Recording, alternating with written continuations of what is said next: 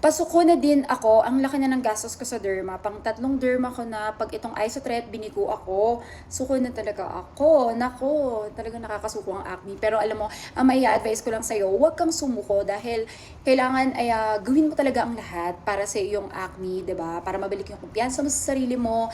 Number one, hindi po ako fan.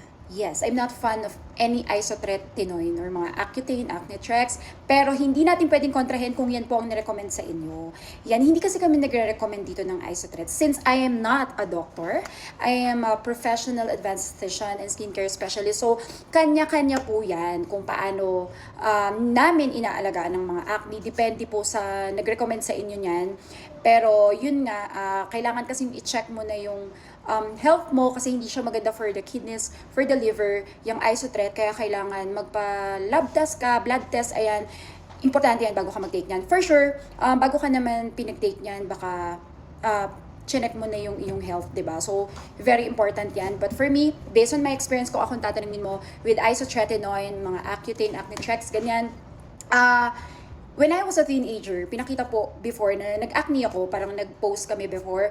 Yan, yung acne kasi na yan, nag-purge ng sobra-sobra dahil dyan sa gamot na yan. That's why hindi ko siya nagustuhan. Kasi umasa ako after like mga ilang months daw, gagaling yung acne ko. Pero sobrang severe yung acne, dumami ng dumami, at nagkaroon ako ng matinding purging at nag-cause ng malalalim na scars.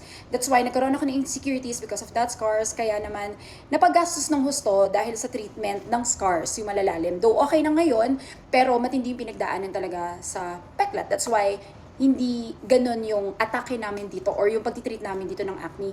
Very important para sa amin na kapag meron po kayong severe acne, yung talagang regular facial. Kapag severe yung acne mo, very active yung mga acne, regular facial na weekly. Yan. Tapos hanggang sa every 2 weeks na lang or once a month kapag medyo okay na yung skin mo, ganon. At saka Nikis 3-day pill.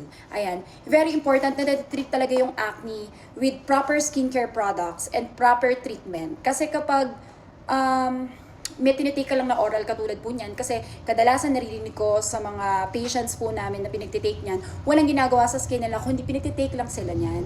So, dadami lang po talaga yung acne ninyo. Yan. Pero depende ha, hiyangan yan. Meron din nakakahiyang yan, pero sa dami na nakausap ko, katulad ko, hindi rin po nila naging kahiyang yan. So, sige lang, continue mo lang kung ano yung recommend sa'yo. Pag hindi nag-work, edi syempre paalaga ka na dito sa akin. And yeah, I hope to see you soon here. Kakinis ka. Magiging kakinis ka pa lang pag nagpaalaga ka dito. Bye!